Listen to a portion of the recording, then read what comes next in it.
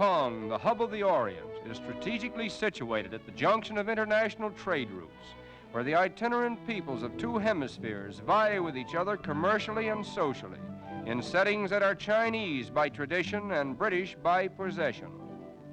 Less than 100 years ago, a few British ships dropped anchor in this harbor and endeavored to negotiate trade with China, the so-called Celestial Kingdom, which had persistently refused to open its gates to the outside world. Peaceful negotiations proving in vain, a war followed, and as a result, Great Britain received an indemnity of $6 million on the island of Hong Kong, which is now a most important link in the world's greatest chain of empire. Before the arrival of the British, Hong Kong was a desolate island infested with pirates and smugglers and overrun with pestilence. Under Great Britain's rule, it has been miraculously transformed into one of the greatest seaports in the world, through which passes about $1 billion worth of shipping every year. Ships from all parts of the world sail in and out of this harbor at regular intervals, but in spite of the modern craft, the poor Chinese families cling to their junks and sampans, as they have been doing for centuries, completely indifferent to the innovations of time and progress. The story is told that in former days, little boys were carefully tied to the sampans, while little girls were allowed to run free, the conclusion being that if a girl baby fell overboard and was drowned, it wouldn't make much difference. Thanks to British influence, however, this cruel custom is no longer practiced. The whole gamut of human life is often passed upon these sampans: birth, marriage, and death, within sight of land, but seldom on land.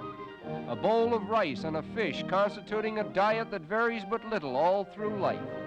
But with it all, there seems to be a general atmosphere of domestic peace and contentment.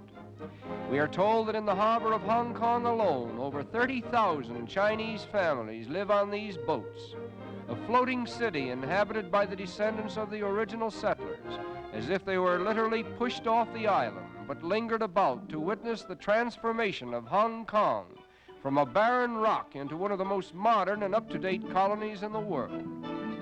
Fish is one of the chief foods among the natives, and consequently it forms an important local industry. A species similar to white bait being in conspicuous evidence along the waterfront. This fish is used as an ingredient in a special dish composed of rice, duck, chestnuts, noodles, and bamboo sprouts, usually served at important social functions. Sampan life is not a lazy one, for everybody seems to be occupied. The men do a reasonable amount of work, but the women appear to be the most industrious. They clean the boats, mend clothes, care for the children, cook meals, and lug loads from morning until night.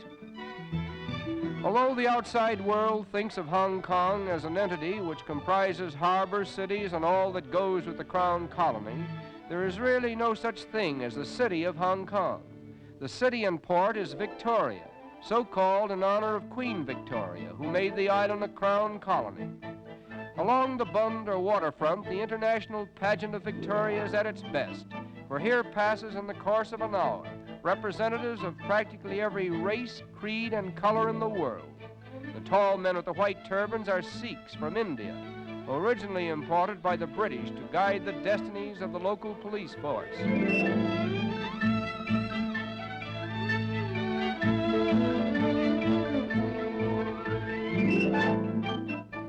The island of Hong Kong has been westernized considerably by British influence, particularly in the capital city of Victoria, where modern architecture and modern business are in vogue. But beyond the western front is the typical and proverbial life of Hong Kong, still clinging tenaciously to the unchanging manners and customs of ancient China.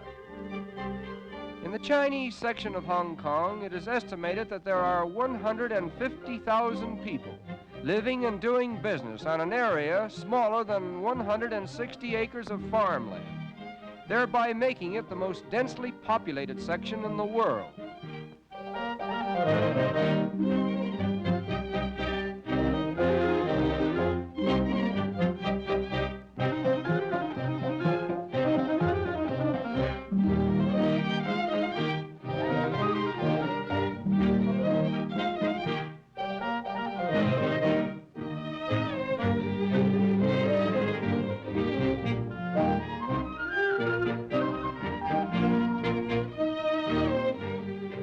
Not far from the busy marts of trade and traffic is the picturesque and restful pleasure resort of Hong Kong, known as Repulse Bay.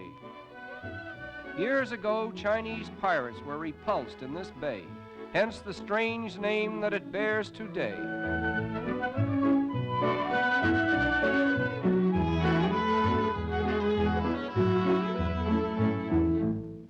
This colorful resort is a rendezvous for the socially elite of Hong Kong, as well as for visitors from all parts of the world. It is particularly noted for the beautiful Chinese girls who are in conspicuous evidence during the social season. In addition to its colorful and ultra-modern bathing pavilion, Hong Kong proudly calls attention to its Repulse Bay Hotel, one of the world's famous hostelries where the East meets the West in a convivial spirit of pleasure and good fellowship.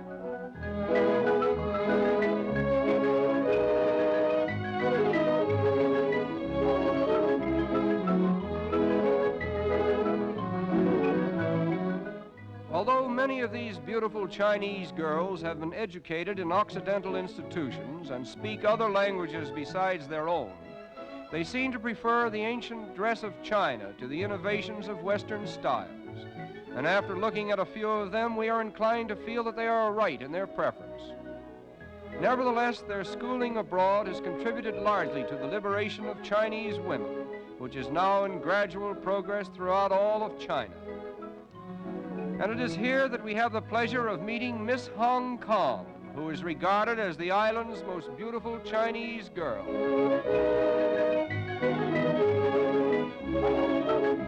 And now, with the exotic smile of Miss Hong Kong and the picturesque impressions of the island she symbolizes, indelibly fixed in our memories, it is time for us to conclude our visit and reluctantly say, farewell to Hong Kong, the hub of the Orient.